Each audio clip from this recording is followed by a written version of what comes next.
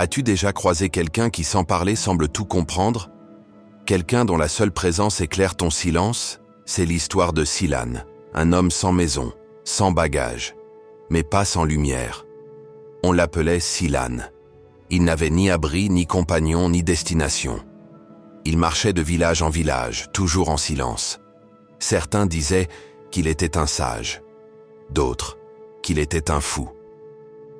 Mais partout où il passait, les enfants cessaient de jouer, les anciens relevaient la tête, et même le vent semblait ralentir pour l'écouter respirer. Ce fut pendant une saison des pluies particulièrement lourde qu'il arriva dans un grand village. Toutes les cases étaient pleines.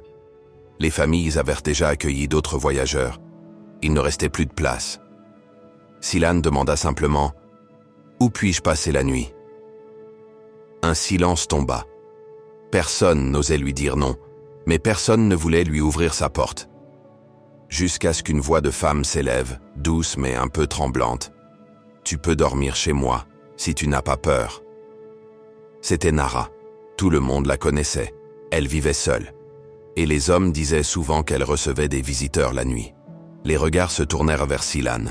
Tous pensaient qu'il refuserait, qu'il détournerait les yeux et repartirait en silence.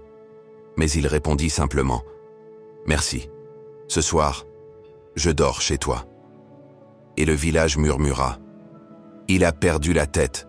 Ce n'est pas un vrai sage. » Nara l'accueillit. Elle lui offrit de l'eau pour se laver, puis un plat chaud. « Tu n'as pas peur de ce que les gens disent ?» demanda-t-elle. Silan sourit doucement. Depuis quand la vérité a-t-elle peur des rumeurs?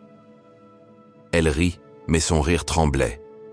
Alors elle alla chercher un pagne brodé de fil d'or. « Tu ne vas pas rester avec ces vêtements trempés. Prends celui-là. » Silan le mit sans honte, sans vanité. Et il s'endormit paisiblement. Le lendemain, il sortit vêtu du pagne doré. Les villageois chuchotaient. Il s'habille comme ses clients. Il est tombé. Mais Silan ne répondit pas. Il salua le soleil, puis s'assit sous un arbre, le visage serein. Le soir, Nara lui prépara un vrai festin. Du ragoût épicé, du pain de maïs, des fruits frais. Il mangea lentement, les yeux dans les siens. « Tu ne refuses rien ?» demanda-t-elle. Il répondit calmement.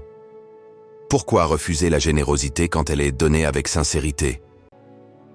Le lendemain, la rumeur enfla. Il mange comme un roi, il est perdu. Le jour suivant, Nara dansa. Pas pour séduire, mais pour se prouver qu'elle pouvait encore troubler. Les tambours résonnèrent dehors. Mais Silan la regardait sans désir, sans peur, avec une attention si profonde qu'elle en perdit le rythme.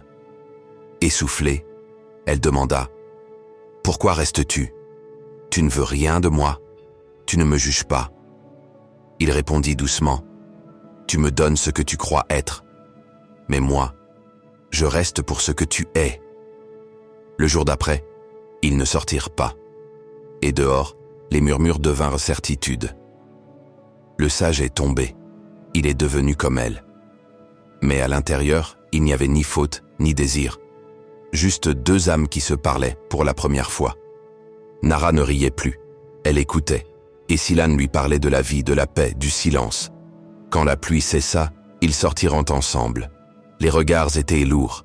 Une vieille femme cria « Tu l'as séduit ?» Mais Nara répondit calmement « Il ne m'a rien pris. Il m'a regardé sans rien vouloir, et pour la première fois, j'ai existé autrement qu'en étant désiré. » Silan s'arrêta, fit face à la foule. « Vous pensiez que j'étais tombé, mais je suis resté debout. Ce n'est pas moi qui ai changé, c'est elle. La vérité ne fuit pas l'ombre. Elle y entre, et elle y allume une lampe. » Puis, il reprit la route. Le pas léger, l'âme tranquille. Et derrière lui, pour la première fois depuis des années, Nara ferma sa porte, non pas pour se cacher, mais pour prier. Morale de l'histoire. Un vrai sage ne fuit pas la noirceur du monde. Il y entre, et y laisse une lumière.